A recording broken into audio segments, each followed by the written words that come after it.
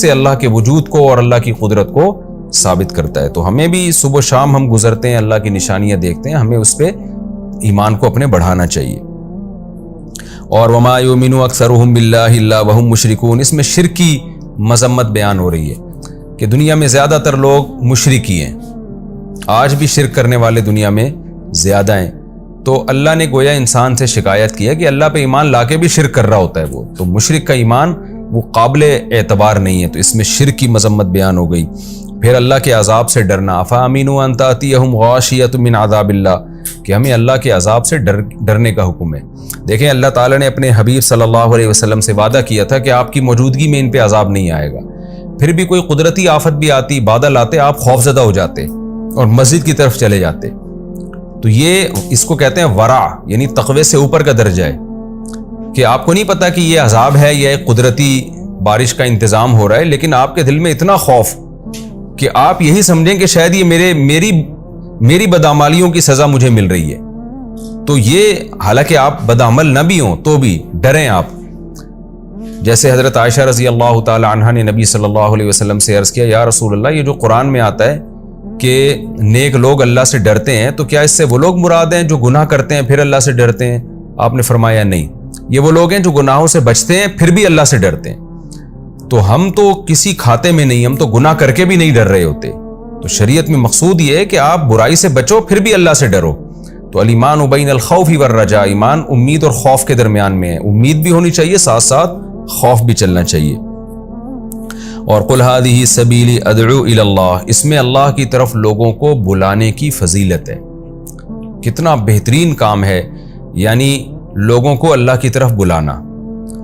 آج آپ کسی کو کسی کمپنی کی پروڈکٹ دے دیں کہ 5 آدمیوں میں یہ فروخت کروا دو تو اتنا کمیشن ملے گا، کیسے وہ کمپنی کی پروڈکٹ کی طرف لوگوں کو بلاتا رہے گا، صبح و شام یہی کام کرتا رہے گا وہ بیٹھ کے، کیوں؟ اس کو ایک پروفٹ نظر آ رہا ہے اس میں۔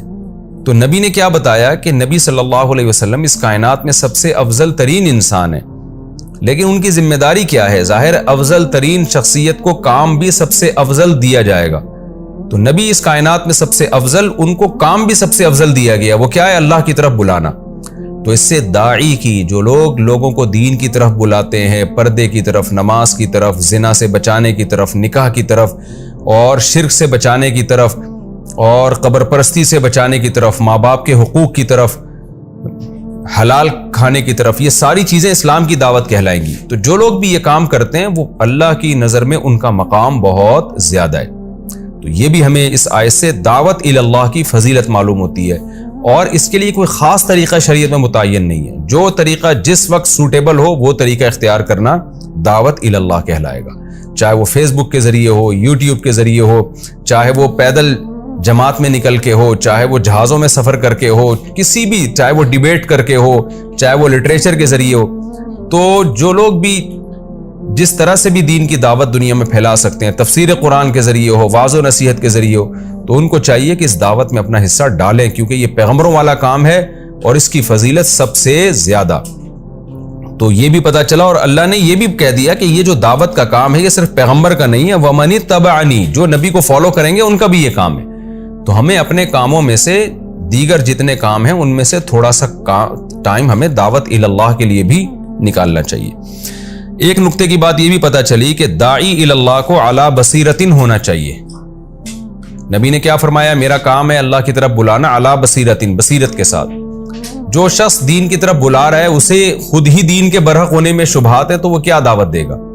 تو اس لیے اگر کسی کو اسلام کے برحق ہونے میں کچھ شکوک اور شبہات ہیں تو اس کو چاہیے کہ وہ اپنے شکوک و شبہات بھی علماء کے ذریعے دور کرے اور پورے کانفیڈنس کے ساتھ دین کی دعوت دے۔ یہ بھی ایک نقطے کی بات پتہ چلتی ہے۔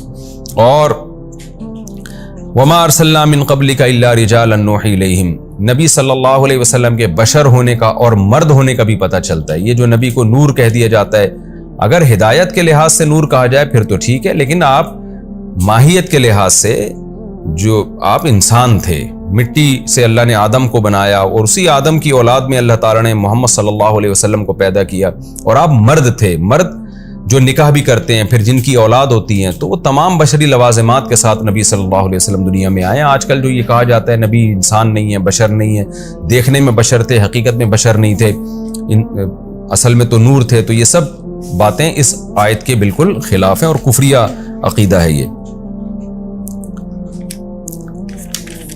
اور اس میں یہ بھی پتہ چلتا ہے کہ داعی الی اللہ کو اللہ کی رحمت سے مایوس نہیں ہونا چاہیے.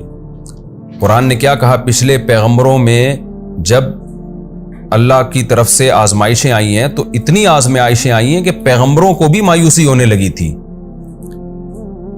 کہ شاید آخرت میں اللہ سزا دے، دنیا میں دے ہی نہ سزا. اور جو اللہ نے ہم سے مدد کا وعدہ کیا ہے، مایوسی کا مطلب یہ نہیں ہے کہ پیغمبر واقعی مایوس ہو گئے، وہ تو ظاہر ہے کفر ہے، پیغمبر کفر کیسے کر سکتے ہیں.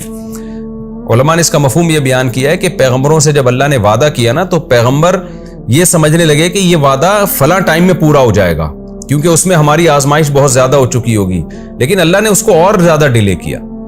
تو اس سے پیغمبروں میں مایوسی پیدا ہونے لگی کہ شاید ایسا تو نہیں ہے کہ اللہ تعالیٰ کہیں یہ جو اللہ نے ہم سے وعدہ کیا کہ ہماری مدد ہوگی تو اس سے آخرت کی مدد مراد ہے اور دنیا میں ہمارے لیے آزمائشیں ہی مقدر ہیں. تو اس معنی میں مایوسی ہونے لگی پیغمبروں کو. اس کی مثال ایسے جیسے رسول اللہ صلی اللہ علیہ وسلم کو خواب آیا تھا کہ میں عمرہ کروں گا. حدیبیہ کے موقع پہ خواب آیا کہ ہم جا رہے ہیں اور عمرہ کر کے آ رہے ہیں. تو آپ نے خواب صحابہ کو سنایا، سب خوش ہوئے، لیکن کیا ہوا؟ مشرکین نے جانے ہی نہیں دیا. اگلے سال آپ نے عمرہ کیا ہے. تو آپ صلی اللہ علیہ وسلم خواب کا مطلب یہ سمجھ رہے تھے کہ اسی سال عمرہ ہوگا، لیکن خواب میں کوئی ڈیٹ نہیں تھی کہ لازمی اسی سال عمرہ ہوگا. خواب میں تو آپ کو یہ دکھایا گیا کہ آپ عمرہ کرنے. تو یہ والی اجتہادی خطا پیغمبروں سے بھی ہو سکتی ہے کہ وہ یہ سمجھ رہے تھے کہ ابھی ہوگا، لیکن بعد میں اگلے سال ہوا تو پتہ چلا کہ بھائی یہ اس سال مقدر نہیں ہے. تو پیغمبر بھی اللہ کے بارے میں یہ سمجھنے لگے کہ اللہ نے جو مدد کا وعدہ کیا ہے تو بس یہ اتنی آزمائشوں کے بعد آ جائے گی، وہ اس وقت نہیں آئی. تو اس سے ہمیں ایک امید کی بات بھی پتہ چلتی ہے کہ ہم زمینی حقیقت یعنی جو ہمیں زمینی نقشے نظر آ رہے ہیں اس کو دیکھ کے ہم کبھی مایوس نہ ہو. ہمیں لگے کہ ہم دین کی دعوت دے رہے ہیں اور بے دین قوتیں سر اٹھا رہی ہیں تو ہمیشہ ایسا ہوگا، نہیں بھائی. اللہ مہلت دے کے پھر والعاقبۃ للمتقین، یا یہ لفظ آیت تو اچھی طرح یاد کر لینی چاہیے. انجام بہرحال پرہیزگاروں کا ہی اچھا ہوتا ہے، چاہے وہ دیر سے ہو، رزلٹ آپ ہی کے حق میں آئے گا انشاءاللہ. یہ بھی ہمیں پتہ چلتا ہے.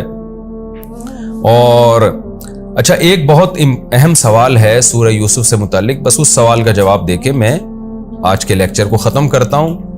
وہ یہ ہے کہ یہ بہت زیادہ سوال اٹھایا گیا ہے علماء کی طرف سے بھی، اس کا جواب بھی دیا گیا ہے کہ یعقوب علیہ السلام کو جو یوسف علیہ السلام سے اس قدر محبت تھی کہ ساری زندگی غم بھولے ہی نہیں. وَبِيَضَّتْ عَيْنَاهُ مِنَ الْحُزْنِ، اور اس غم کی وجہ سے بینائی چلی گئی. یہاں ایک اشکال ہوتا ہے کہ کیا